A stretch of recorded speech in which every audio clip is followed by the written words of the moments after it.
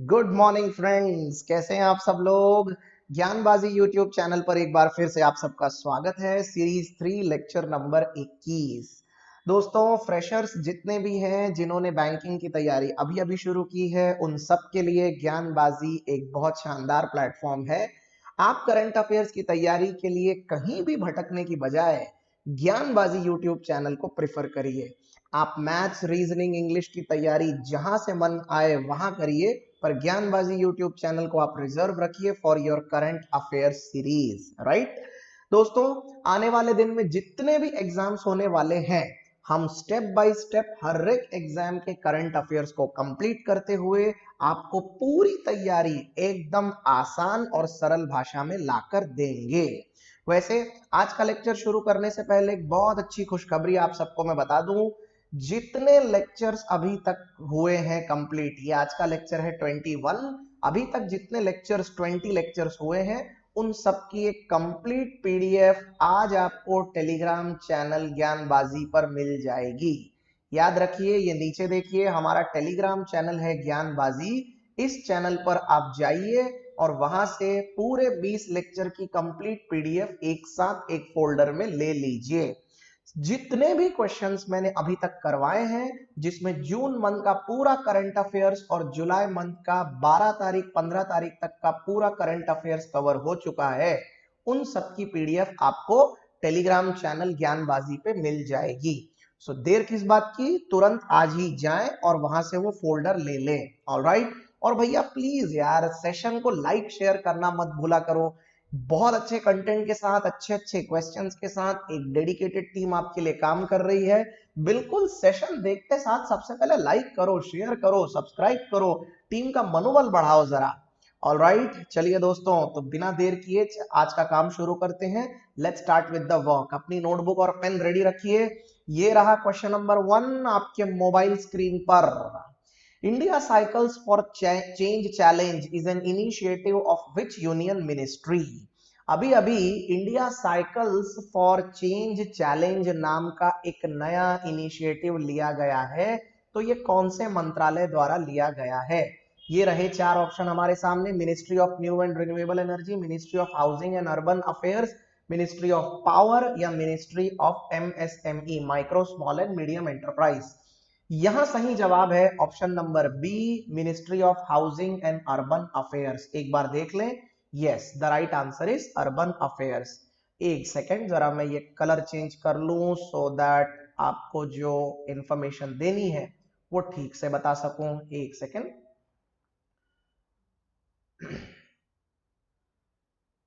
ये, हाँ भाई लीजिए। तो अब ministry of new and renewable energy, इसके मिनिस्टर साहब का भी नाम यहीं पर देख लेते हैं। इसके मिनिस्टर साहब का नाम है आर के सिंह, पूरा नाम है Rajkumar Singh. Housing and urban affairs minister कौन है? वो है हरदीप सिंह पुरी। नाम है हरदीप सिंह पुरी। तीसरे नंबर पर है मिनिस्ट्री ऑफ पावर। पावर कौन है? वो भी आर के सिंह ही है। ये जो ऊपर आर के सिंह है ना, वही है। इनके हाथ में ये दोनों मंत्रालय है। और एमएसएमई अपने नागपुर के गडकरी साहब, नितिन गडकरी। राइट। हाँ दोस्तों, जितने नए स्टूडेंट्स हैं उन सबको मैं बता दूं, आपको मिनिस्ट्री और मिनिस्टर्स के नाम भी पूछे जाते हैं एग्जाम में। इसीलिए जो जो पद्धति से मैं तैयारी कराता जा रहा हूं, उन सबको ध्यान रखिए और स्टेप बाय स्टेप सारी चीजों को करते चलिए। राइट, आपको ये सब एग्जाम में आएगा ही। इस साल जो जनवरी में एग्जाम हुई थी, उसमें क्वेश्चन आया था सी चीफ मिनिस्टर ऑफ झारखंड के ऊपर। राइट, तो इस तरह के मिनिस्ट्री और मिनिस्टर्स आपको अक्सर एग्जाम में पूछे जाते हैं। बाय द वे, जैसे पिछले 2 दिन से मैं थीम चला रहा हूं, एक दिन मैंने आपको सारे सीएम्स बताए, अगले दिन मैंने आपको सारे नेशनल पार्क बताए, एक दिन मैंने गवर्नर्स कवर किए। आज हम कुछ और कवर करने वाले हैं। आज हम कवर करने वाले हैं कैपिटल्स। तो आज जितने भी क्वेश्चंस आएंगे, उसमें जितनी भी कंट्रीज होंगी, मैं आपको बताता चलूंगा कैपिटल्स। और अगर आपको पहले से पता है तो बस मेरे साथ रिवीजन करते चलिए, और क्या। चलिए दोस्तों, चलते हैं क्वेश्चन नंबर 2 पर। ये रहा क्वेश्चन नंबर 2 आपके सामने। Indian railways along with which PSU has commissioned first of its kind solar plant in Bina, Madhya Pradesh to supply power directly on the railway overhead line, right? इनमें से कौन से आ, कौन से पीएसयू के साथ ये चीजें की गई है कि जिसके द्वारा सोलर प्लांट की बिजली जो है उससे सीधे सीधे सप्लाई दिया गया है ओएचई को, यानी ओवरहेड रेल को। तो यहाँ चार ऑप्शन है हमारे सामने, Bharat petroleum, Bharat heavy electricals, SAIL और कोल इंडिया लिमिटेड। स्वाभाविक सी बात है कि ये रिलेटेड है इलेक्ट्रिसिटी से, तो इसका आंसर होगा इलेक्ट्रिसिटी वाला ही कुछ। सही जवाब होगा option number B, Bharat heavy electricals limited, BHEL, right. हाँ, the right answer is BHEL। दोस्तों आगे बढ़ने से पहले एक चीज आपको मैं बता दूं, पीएसयू का मतलब होता है public sector undertakings, public sector undertakings, okay. और ये पीएसयू जो होते हैं इन सबको सिंपल भाषा में अगर आपसे कभी कोई इंटरव्यू में पूछे तो बता देना इसका मतलब होता है सरकारी कंपनी, सरकारी कंपनी। और सरकारी कंपनी तीन प्रकार की होती है, एक होती है मिनी रत्न, दूसरी होती है नवरत्न और तीसरी होती है महारत्न। ये क्या बताते जा रहे हो सर, थोड़ा डिटेल तो बताओ। मिनी रत्न, नवरत्न, महारत्न का मतलब ये हो गया कि पैसे की हैसियत से और टर्नओवर की हैसियत से जो सबसे छोटी होगी वो मिनी रत्न, उससे बड़ी नवरत्न और सबसे बड़ी भारतीय सरकार को जिन कंपनियों पे नाज है ऐसी कंपनियां कहलाती है महारत्न। तो अपनी ये जो BHEL आपको दिख रही है, भारत हेवी इलेक्ट्रिकल्स लिमिटेड, ये इस वक्त देश की महारत्न कंपनी है। याद रहेगा आपको, आंसर चेक कर लें, yes, Bharat heavy electricals limited. जितनी जानकारी मैं आपके साथ साझा करता हूं ये जानकारी आपको कैसे लगती है? अगर इस तरह की जानकारियां आप हमेशा चाहते हैं तो प्लीज कमेंट थ्रेड में हमारा हौसला बढ़ाएं और जरूर बताएं कि आप हमसे और क्या एक्सपेक्ट करते हैं। फिलहाल क्वेश्चन नंबर 3 पे चलते हैं। With which company CBSE partner to launch the curriculum on digital safety and augmented reality of students and educator. देखिए, वैसे तो सीबीएसई ने दो अलग अलग पार्टनरशिप की है, एक तो गूगल के साथ, एक तो फेसबुक के साथ। अब कौन से कंपनी के साथ किस टाइप की पार्टनरशिप की है ये जानने के लिए आपको ये सवाल सॉल्व करना पड़ेगा। ये रहे आपके चार option, IBM, Twitter, Google and Facebook. मैंने जैसा पहले ही बोला आपको कि गूगल और फेसबुक, तो स्वाभाविक है कि ऊपर के दो ऑप्शन तो नहीं लेकिन नीचे के दो ऑप्शन में से कोई एक राइट आंसर हो सकता है। फिलहाल सही जवाब है फेसबुक। फेसबुक के साथ डिजिटल सेफ्टी और ऑगमेंटेड रियलिटी के ऊपर काम किया गया है, ये एक पार्ट हो गया। ऑलराइट, वैसे सीबीएसई के ऊपर बड़ा ब्लेम भी लगता है कि सीबीएसई ने अपना सारा डेटा गूगल वालों को बेच दिया है, जो कि राष्ट्रवाद और राष्ट्रहित में बिल्कुल गलत है, ये आपको याद रखना चाहिए। बाय द वे, सीबीएसई के 10th क्लास के रिजल्ट भी आ चुके हैं, 12th क्लास के भी रिजल्ट आ चुके हैं। अगर आपके कोई भाई बहन हैं जिनका बहुत शानदार रिजल्ट आया है तो प्लीज हमारे साथ साझा कीजिए भैया, अच्छी बात है, जरूर बताइए हमको रिजल्ट कैसा रहा। ऑल राइट दोस्तों, चलिए आगे बढ़ते हैं अगले सवाल की तरफ। Which central PSU has won the prestigious CII-ITC Sustainability Award 2019 for outstanding accomplishment in corporate excellence category? Corporate excellence category में अभी अभी कौन से पीएसयू ने CII-ITC सस्टेनेबिलिटी अवार्ड जीता है? ये रहे चार ऑप्शन आपके सामने, सेल, एनटीपीसी, पीएफसी या ओएनजीसी। सही जवाब है यहां पर option number B, NTPC. NTPC को ये अवार्ड मिला है, चेक कर लें, yes, the right answer is NTPC. By the way, यहां आगे बढ़ने से पहले हमारा काम है कि हम इनके फुल फॉर्म भी डिस्कस कर लें और हेड क्वार्टर्स भी डिस्कस कर ले। तो प्लीज ढंग से एक एक बात सुनते जाना और रिवीजन करते जाना। सेल का हेडक्वार्टर कहां है? सेल का हेडक्वार्टर है न्यू दिल्ली में। सेल का फुल फॉर्म क्या है? Steel authority of India limited, steel authority of India limited. और फिलहाल भारत में सबसे ज्यादा स्टील उत्पादन करने वाली कंपनी यही है। दूसरा एनटीपीसी, एनटीपीसी का फुल फॉर्म है नेशनल थर्मल पावर कॉर्पोरेशन और इसका हेडक्वार्टर भी न्यू दिल्ली में ही है। राइट। तीसरा है पीएफसी, पीएफसी का मतलब है पावर फाइनेंस कॉरपोरेशन और इसका हेडक्वार्टर भी न्यू दिल्ली में ही है। चौथा है ONGC, oil and natural gas corporation और इसका हेडक्वार्टर भी न्यू दिल्ली में ही है। ऑलराइट, एक एक बात क्लियर होती जा रही है, सारी चीजें आप लिखते जा रहे हैं या नहीं नोटबुक में? नोटबुक में हर चीज को लिखते चलो, अदरवाइज तो आगे पाठ और पीछे सपाट, आपका स्लेट और पेन तो हमेशा खाली ही रहेगा इस तरीके से। इसीलिए प्लीज हर चीज को नोट करते चलो। फिलहाल हम चलते हैं क्वेश्चन नंबर 5 पे। Name the organisation which plans to establish the research cell at IIT Hyderabad to meet the future defence technological requirements of the country.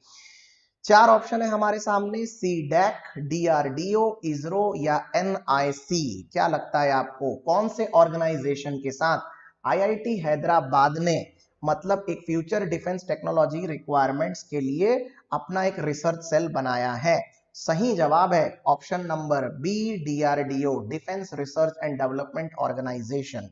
Alright, अब यहां पर क्योंकि क्वेश्चन में ही बोल रहा है वो डिफेंस, तो स्वाभाविक है कि आंसर में भी स्ट्रॉन्ग पार्ट बनता है ऑप्शन नंबर बी का। इस तरीके से अगर सवाल को ढंग से देखा जाए तो बहुत हाई चांसेस है कि जवाब आपको वहीं के वहीं मिल जाएगा। ऑलराइट, इस बात का पूरा पूरा ध्यान रखिएगा दोस्तों। डीआरडीओ के चीफ का नाम बता सकते हो क्या? Who is the head of DRDO? के सतीश रेड्डी, के सतीश रेड्डी, ये नाम याद रखना आप, काफी इंपॉर्टेंट पर्सन है। ऑलराइट, चलिए फिलहाल हम चलते हैं अगले क्वेश्चन पर डीआरडीओ के आगे। Sixth, when is Malala day celebrated every year? अब ये मलाला ये कौन सा दिवस होता है? जितने लोगों को ये व्यक्ति कौन है पता है उनको तो एक झटके में याद आ जाएगा कि इस दिन का महत्व क्या हो सकता है, लेकिन जिनको नहीं पता उनको मैं ये सवाल का जवाब बताने के बाद बताता हूं। चार ऑप्शन है हमारे सामने, 12 जुलाई, 13 जुलाई, 14 जुलाई या 15 जुलाई। फिलहाल right answer is 12th of July. Let us check, yes it's 12th of July. अब बात को ध्यान से सुनना। आज से कुछ साल पहले भारत के एक व्यक्ति को और पाकिस्तान के एक व्यक्ति को नोबल पुरस्कार मिला था और उस नोबल पुरस्कार में भारत के कैलाश सत्यार्थी और पाकिस्तान की मलाला यूसुफजई को यह पुरस्कार दिया गया था। मलाला यूसुफजई 12 जुलाई 1997 को जन्मी एक लड़की है और इसने तालिबानियों के साथ मतलब तालिबानियों के खिलाफ औरतों को बचाने के लिए एक बहुत बड़ी मुहिम चलाई थी। तालिबानियों ने इनके ऊपर हमला भी किया था और फिर इनका इलाज लंदन में हुआ और वहां से ये बच पाई हैं। तो इनके साथ जो बुरे अनुभव तालिबानियों के द्वारा और अफगानिस्तान में हुए, ये चीजों ने वाकई में मतलब बहुत ज्यादा झकझोर के रख दिया था और ये उस बहुत भयानक डेंजर से निकल के आई थी। इनको एक गोली लगी थी सीने पे और इनका लंदन में इलाज भी हुआ था। बाद में इनको यूनाइटेड नेशंस में बुलाया गया था जहां पर इन्होंने एक शानदार स्पीच दिया था और अपनी पूरी परिस्थिति को सबके सामने रखा था।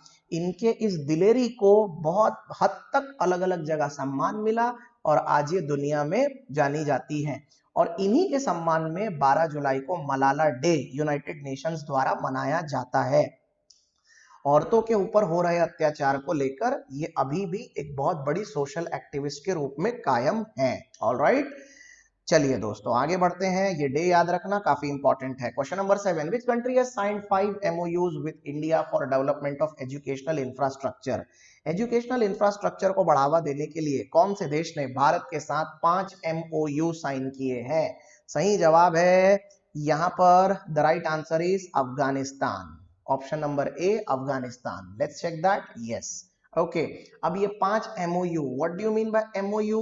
MOU का मतलब होता है मेमोरेंडम ऑफ अंडरस्टैंडिंग। मैं लिख नहीं रहा लेकिन आप ध्यान से सुनिए, मेमोरेंडम ऑफ अंडरस्टैंडिंग एजुकेशन को बढ़ावा देने के लिए किया गया है। अब जैसा कि मैंने आपको प्रॉमिस किया था कि कैपिटल्स डिस्कस करेंगे, let us see capital one by one. Afghanistan की कैपिटल क्या है? काबुल। बांग्लादेश की कैपिटल क्या है? ढाका। श्रीलंका की कैपिटल क्या है? श्री जयावर्धने, जयावर्धने पूरा कोट्टे, KOTTE। और मलेशिया, इसकी कैपिटल है कुआलालंपुर। कुआलालंपुर।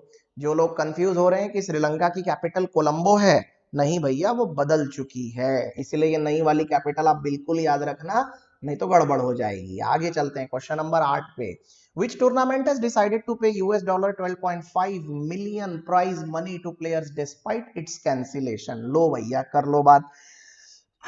यहाँ तो लोगों को सैलरी नहीं मिल रही है, और ये एक ऐसा टूर्नामेंट है जो बिना कंडक्ट हुए, बिना खेल खिलाए लोगों को $12.5 million की प्राइज राशि भी दे रहा है। बहुत बढ़िया। चार ऑप्शन है हमारे सामने, Australian open, French open, Wimbledon और यूएस ओपन। क्या लगता है आपको? सही जवाब है इसका ऑप्शन नंबर सी, विंबलडन। एक बार चेक करें, yes, the right answer is Wimbledon. दोस्तों, आप में से कितने लोग टेनिस प्रेमी हैं, जरा आज मुझे कमेंट थ्रेड में बताना। और वैसे आपको मैं एक बात बताऊं, ये जो Australian open, French open, Wimbledon और यूएस ओपन, ये चार ऑप्शन जो दिख रहे हैं, इन चारों टूर्नामेंट को मिलाकर एक बहुत बड़ा खिताब जीता जाता है।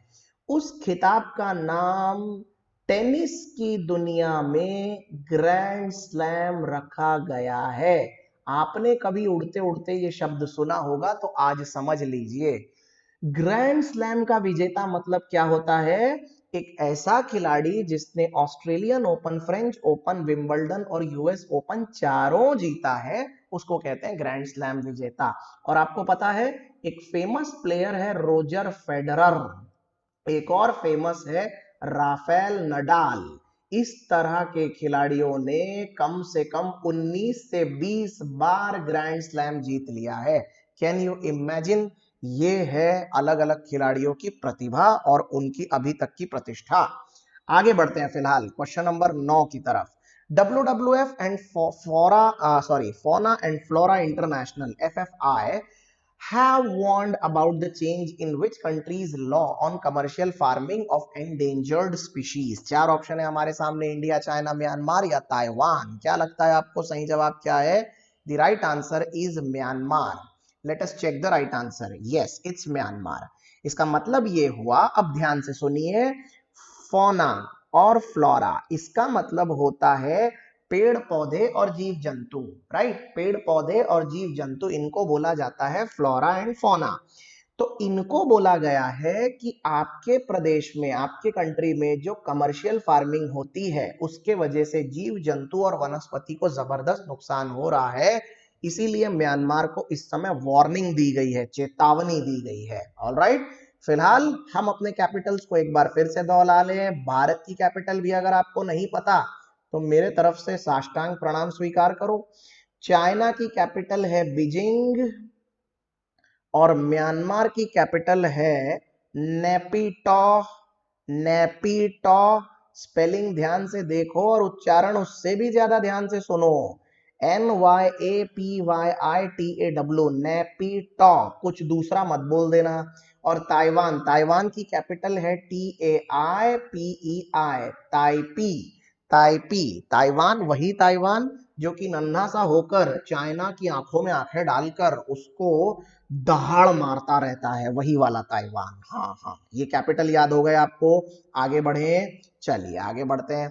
Question number 10, which country has become the first nation to complete clinical trials of COVID-19 vaccine on humans? कौन सा देश ऐसा देश बन गया जिसने सबसे पहले क्लिनिकल ट्रायल्स कंप्लीट कर लिए कोरोना की वैक्सीन इंसानों के ऊपर? आपको पता ही होगा कि किसी भी वैक्सीन को पहले जानवर के ऊपर और बाद में इंसान के ऊपर अलग अलग चरणों में ट्राई किया जाता है।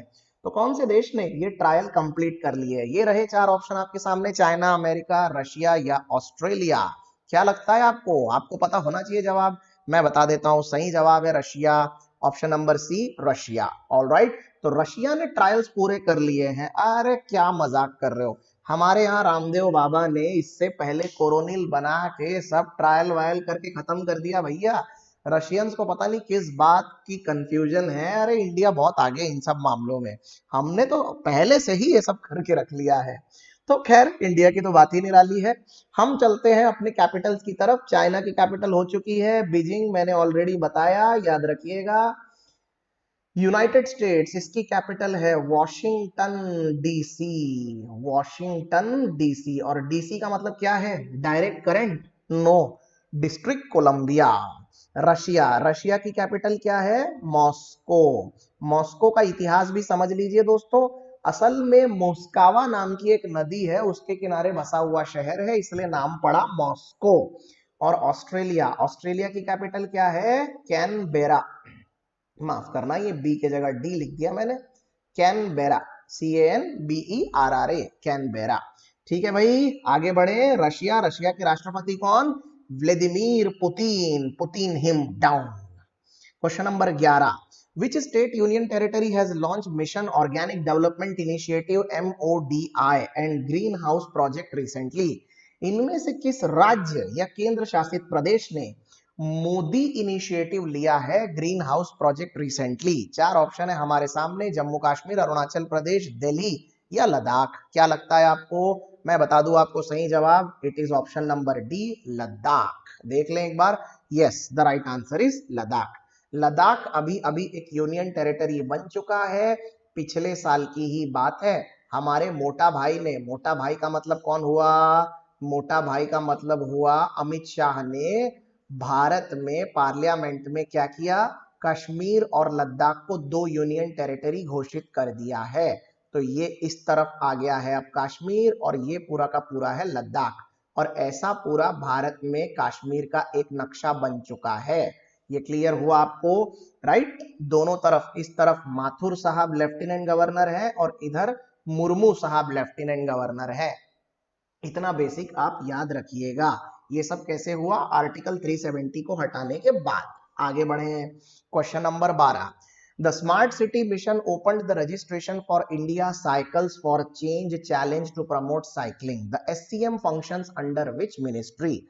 अभी अभी जो क्वेश्चन नंबर 1 हमने किया था ना दोस्तों, India cycles for change challenge, उसमें यानी रजिस्ट्रेशन जो ओपन किए हैं, तो वो स्मार्ट सिटी मिशन के तहत किए गए हैं। सवाल ये है कि स्मार्ट सिटी मिशन कौन से मंत्रालय के अंदर आता है? चार ऑप्शन है हमारे सामने, वापस से वही चार ऑप्शन है।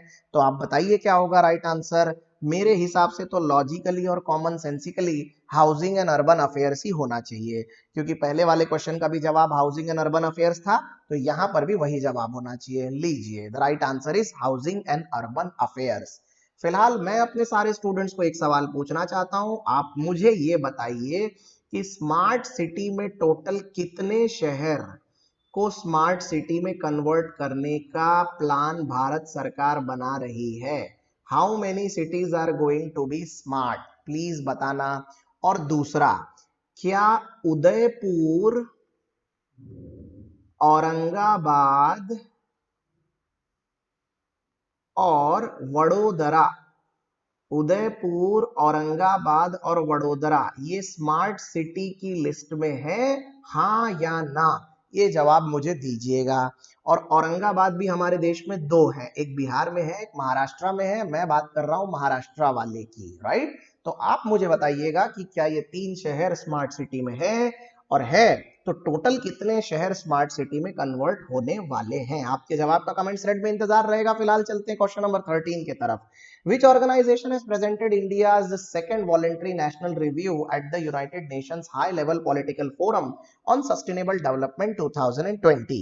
इनमें से कौन से ऑर्गेनाइजेशन को प्रेजेंटेड, उन्होंने वॉलेंट्री प्रेजेंटेशन लिया यूनाइटेड नेशंस में फॉर सस्टेनेबल डेवलपमेंट? हमारे सामने चार ऑप्शन है, क्या लगता है आपको राइट आंसर क्या है? राइट आंसर है option number C, NITI Aayog. Yes, the right answer is NITI Aayog. अब नीति आयोग से रिलेटेड तीन लोगों के नाम मैंने कम से कम मेरे लेक्चर में 4 से 5 बार कवर किए हैं। अब मैं नाम सिर्फ बोलूंगा, लिखूंगा नहीं, आप एक बार कंफर्म कर लेना। नीति आयोग के चेयरमैन कौन? नरेंद्र मोदी। नीति आयोग के वाइस चेयरमैन कौन? राजीव कुमार। नीति आयोग के CEO कौन? अमिताभ। अमिताभ क्या, अमिताभ बच्चन? No no, Amitabh Kant. बच्चन साहब तो भैया अभी कोरोना से जूझ रहे हैं, भगवान करे उनको कोरोना से बहुत जल्दी इलाज मिल जाए, मुक्ति मिल जाए और वो स्वस्थ होकर वापस घर आ जाए। राइट आंसर है national institute of transforming India. All right, अगले सवाल पे चलने से पहले आप सबको एक और होमवर्क, जरा कमेंट थ्रेड में मुझे बताना, नीति आयोग का पुराना नाम क्या है? नीति आयोग का पुराना नाम, ओल्ड नेम क्या था? ये रहा आज का सवाल, जवाब का इंतजार रहेगा। आगे बढ़ते हैं। Which bank partnered with Visa to deploy Visa secure to the bank's card holders? चार ऑप्शन है, बंधन, फेडरल, धनलक्ष्मी या इंडसेंड बैंक। सही जवाब है यहाँ पर option number B, Federal Bank. The right answer is Federal Bank. Alright, अब आगे बढ़ने से पहले मैं यहाँ पर आपको इस क्वेश्चन में हेडक्वार्टर्स और बैंक के सीएमडी के नाम बताता चलूंगा। तो इस तरफ हम लिखेंगे सीएमडी और दूसरी तरफ हम लिखेंगे headquarters. So are you ready? Bandhan bank, Bandhan bank का हेडक्वार्टर कहाँ है? कोलकाता में। यस, और बंधन बैंक के सीएमडी कौन है? Chandrashekhar Ghosh, Chandrashekhar Ghosh. Okay, federal bank, federal bank का हेडक्वार्टर कहाँ है? अलुवा में। अब ये अलुवा कहाँ है जरा चेक कर लेना, इंडिया में ही है, कंफ्यूज मत हो जाना। और इसके चेयरमैन का नाम है श्याम श्रीवास्तव, श्याम, सॉरी सॉरी, श्रीवास्तव नहीं, श्रीनिवासन, श्याम श्रीनिवासन। ये मैं कट कर देता हूं, श्रीनिवासन, राइट। हाँ, उसके बाद धनलक्ष्मी बैंक, धनलक्ष्मी बैंक का हेडक्वार्टर कहाँ है? त्रिशूर में, त्रिशूर इज इन केरला। और धनलक्ष्मी बैंक के हेड कौन है? सजीव कृष्णम, सजीव कृष्णम। ओके, ये याद रखिएगा। एंड लास्ट है इंडसइंड बैंक, इंडसइंड बैंक का हेडक्वार्टर है पुणे में, और इंडसइंड बैंक के फिलहाल हेड हैं सुमंत कठपालिया, सुमंत कठपालिया। ऑलराइट, समझ में आ गया आपको? आगे बढ़े, ये रहा right answer federal bank. Question number 15 की तरफ चलते हैं। How many percentage of Jio platforms stake was bought by Qualcomm Ventures for rupees 730 crores? ये रहे चार ऑप्शन आपके सामने, 0.15%, 0.45%, 0.73% या 1.21%। सही जवाब है ऑप्शन नंबर ए, 0.15%। जियो में इस वक्त हिस्सेदारी बहुत से कंपनियों ने रखी है, उसमें से क्वालकॉम ने भी रखी है। ये जो क्वालकॉम है ना दोस्तों, ये टेक्नोलॉजी ड्रिवन कंपनी है अमेरिका की, और बहुत जानी मानी कंपनी है, काफी बड़ी है। इसका नैस्डैक और इसका स्टॉक मार्केट में प्राइस भी काफी जबरदस्त चल रहा है। क्या आप मुझे यूएई की एक कंपनी का नाम बता सकते हैं जिसने शेयर्स खरीदे हैं जियो में? इसके सवाल का भी जवाब का इंतजार रहेगा, प्लीज मुझे बताइएगा। यूनाइटेड अरब एमिरेट्स की एक कंपनी जिसने जियो प्लेटफॉर्म पर स्टेक्स खरीदे हैं। So let us see that. फिलहाल right answer is 0.15%। Let's go to question number 16। Find the bank which partnered with Mastercard to facilitate real time domestic and cross border payments and remittances through Mastercard send. Mastercard send के साथ partnership करने वाली bank का नाम बताइए। चार option है हमारे सामने, एसबीएम, कैनरा, एसबीआई और आईडीबीआई। क्या लगता है आपको right answer? Right answer is option number C, SBM. अरे सर, ये एसबीएम कौन सी बैंक है? स्टेट बैंक ऑफ मैसूर बोल रहे हो क्या? वो तो सब मर्ज हो गई है। बिल्कुल ठीक है, स्टेट बैंक ऑफ मैसूर है भी नहीं। असल में ये स्टेट बैंक की अब्रॉड ब्रांच है, स्टेट बैंक ऑफ मॉरिशस, और उसकी ब्रांच वहां पर है, इसीलिए नाम पड़ा है एसबीएम। और इन्होंने क्रॉस बॉर्डर पेमेंट और रेमिटेंस के लिए पार्टनरशिप की है। अपने सारे स्टूडेंट्स को मैं बता देना चाहता हूं कि रेमिटेंस का मतलब होता है यदि आपका कोई चिर परिचित दुनिया में इंडिया के बाहर रह रहा है, तो वहां से वो जितने पैसे इंडिया के अंदर हर महीने, 3 महीने में, 6 महीने में भेजेगा, उस अमाउंट को बोला जाता है रेमिटेंस, राइट। इसीलिए पार्टनरशिप भी बाहर की बैंक के साथ ही हुई है। फिलहाल हमारा राइट आंसर है एसबीएम। हम चलते हैं क्वेश्चन नंबर 17 पे। Name the startup company which developed ATL app development module, a free online course for school students and teachers along with NITI Aayog's Atal innovation mission. Atal innovation mission में एक ऐप डेवलप करने वाली company, startup company ATL app development module, उसका नाम बताइए। चार option है, सुमेरू, क्वारकॉल या फिर टी हब या प्लेज्मो। सही जवाब है ऑप्शन नंबर डी, प्लेज्मो। जरा देखना तो ये कंपनी कहाँ की है, मुझे लगता है ये बेंगलोर की है। Let's check that and find it out and do share the information with us on YouTube comments thread. फिलहाल चलते हैं क्वेश्चन नंबर 18 पे। Which technological giant company set enter into partnership with CBSE to promote online education in India? मैंने बोला था, मैंने अभी कुछ क्वेश्चन पहले बोला था कि सीबीएसई ने 2 कंपनियों के साथ पार्टनरशिप की है। अब ऑनलाइन एजुकेशन में जो पार्टनरशिप हुई है वो किसके साथ हुई है? 4 ऑप्शन है, फेसबुक, गूगल, टीसीएस, आईबीएम। अब इस बार तो सही जवाब होगा गूगल, क्योंकि पुराने वाले का सही जवाब था फेसबुक। तो हमारा अब राइट आंसर है गूगल। बिल्कुल सोचने की जरूरत ही नहीं है। गूगल का दूसरा नाम क्या है भैया? गूगल का नया नाम क्या है? Anybody who knows it? Google का नया नाम है अल्फाबेट। ओके, किसी दिन आपको इत्मीनान से बता देंगे अल्फाबेट क्या है और ये करता क्या है। फिलहाल क्वेश्चन नंबर 19 ये रहा आपके सामने। Which organization has signed MOU with National Crime Records Bureau to access centralized online database that links around 14,000 police station? कौन से ऑर्गेनाइजेशन ने एक MOU साइन किया है NCRB के साथ ताकि 14,000 पुलिस स्टेशन का एक्सेस वो ले सके?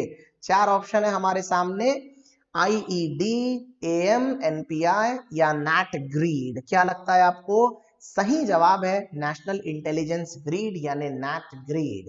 ये जो नेशनल क्राइम रिकॉर्ड्स ब्यूरो है ना, इनके पास हर तरह के क्राइम का रिकॉर्ड रहता है और वो रिकॉर्ड्स के लिए ही नैट ग्रीड जैसे अलग अलग ऑर्गेनाइजेशंस की मदद इनको पड़ती है।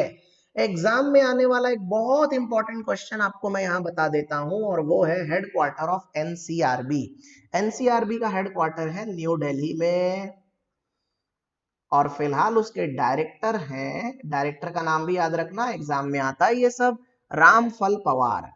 रामफल पवार, राइट, ये डायरेक्टर हैं, राइट। चलिए फिलहाल चलते हैं आगे क्वेश्चन नंबर 20 पे।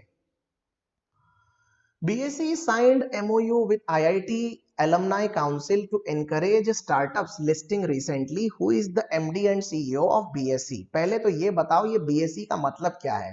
BSE का मतलब है Bombay stock exchange. Bombay stock exchange के नए MD CEO का नाम क्या है? 4 ऑप्शन है, आप बताइए भाई क्या है। मैं बता देता हूं आपको, सही जवाब है यहाँ पर option number A, Ashish Kumar Chauhan. Ashish Kumar Chauhan, let's see, yes the right answer is Ashish Kumar Chauhan. जब भी स्टॉक मार्केट की बात क्लास में मैं करता था, आपको पता है बच्चों को सिर्फ 2 ही नाम पता है, बॉम्बे स्टॉक एक्सचेंज और नेशनल स्टॉक एक्सचेंज। और बच्चों को, बहुत सारे बच्चों को, मना मत करना, बहुत सारे बच्चों को ये लगता है कि भारत में केवल 2 ही स्टॉक एक्सचेंज है, बॉम्बे स्टॉक एक्सचेंज और national stock exchange NSE BSE।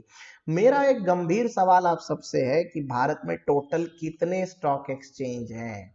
Total stock exchanges in India comments thread में मुझे आज बताइएगा।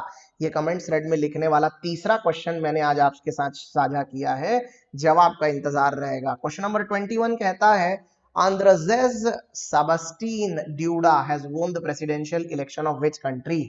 ये व्यक्ति है आंद्रजेज सेबास्टियन दूदा, ये कौन से कंट्री के अभी अभी प्रेसिडेंट बने हैं? 4 ऑप्शन है, फिलहाल राइट आंसर है हमारे सामने Poland. The right answer here is option number B, Poland. Okay, and as I have told you that we are going to see the capital, so let us see capital of all these 4 countries.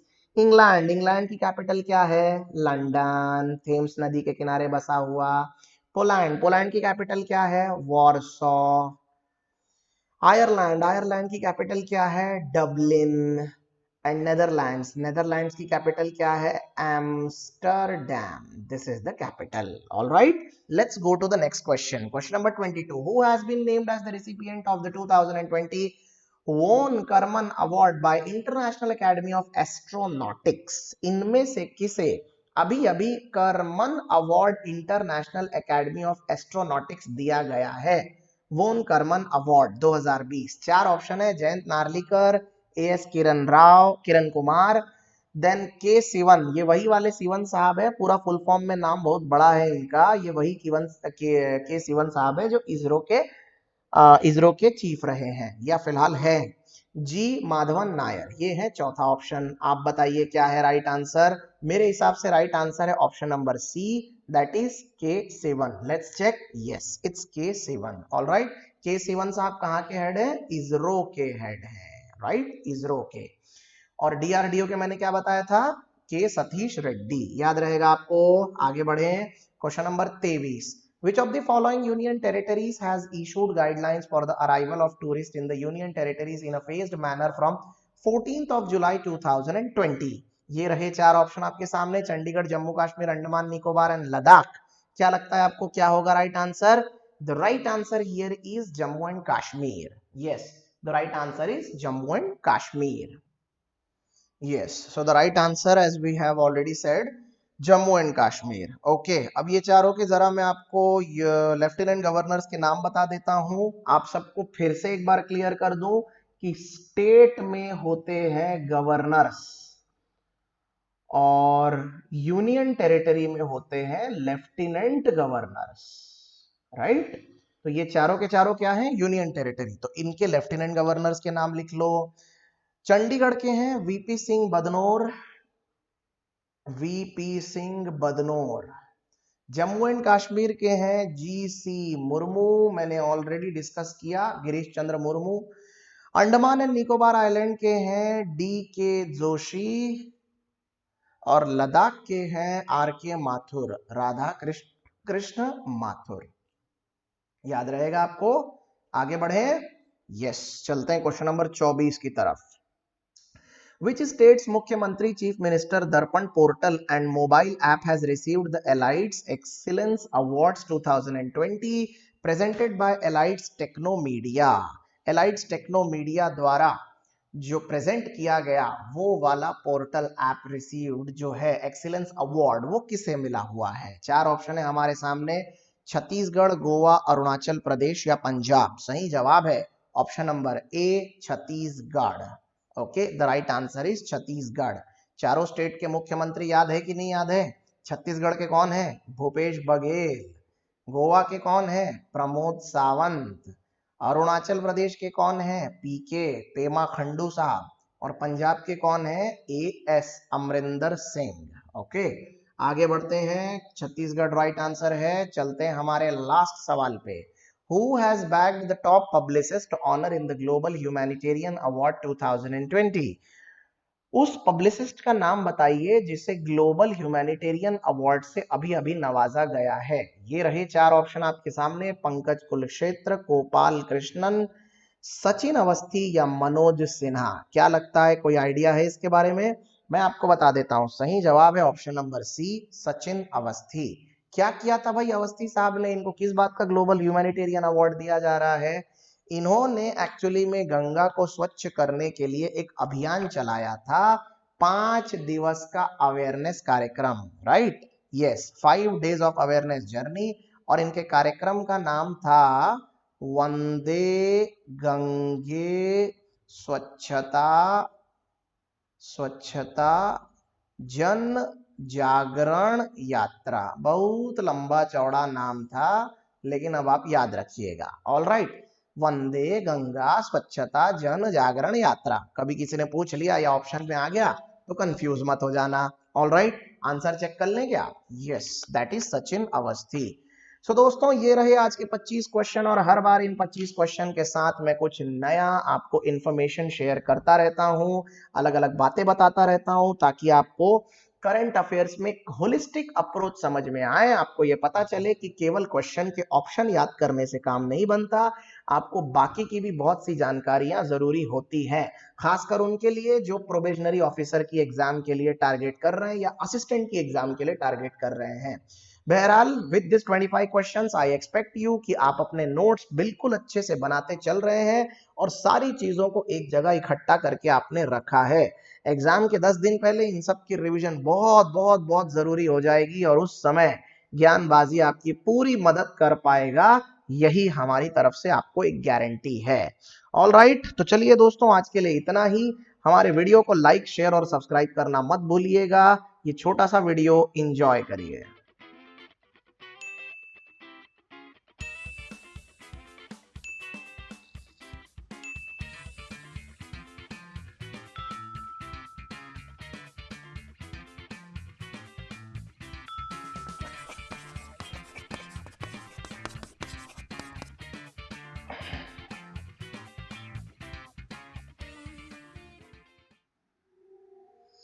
All right, so thank you so much for listening to this video and being with us till the last. By the way, अगर आज के video की PDF आप download करना चाहते हैं तो Telegram channel ज्ञानबाजी पे जाइए और वीडियो की पीडीएफ को डाउनलोड कर लीजिए। इनफैक्ट जैसा कि मैंने आपको बोला, पूरे के पूरे जून मंथ की 20 लेक्चर्स की पीडीएफ एक फोल्डर में मैं आज ही अवेलेबल करवा दूंगा। उसको भी जरूर ले लीजिएगा। उसका नाम है कंप्लीट पीडीएफ। कंप्लीट पीडीएफ नाम से आपको एक फोल्डर मिलेगा जिसमें जून मंथ का पूरा current affairs along with the quiz available है। सो अभी जाइए, चैनल को अगर सब्सक्राइब नहीं किया है तो करिए और सारी चीजों का पूरा पूरा फायदा उठाइए। वीडियो पर अंत तक बने रहने के लिए आपका बहुत बहुत धन्यवाद। आपका दिन शुभ हो।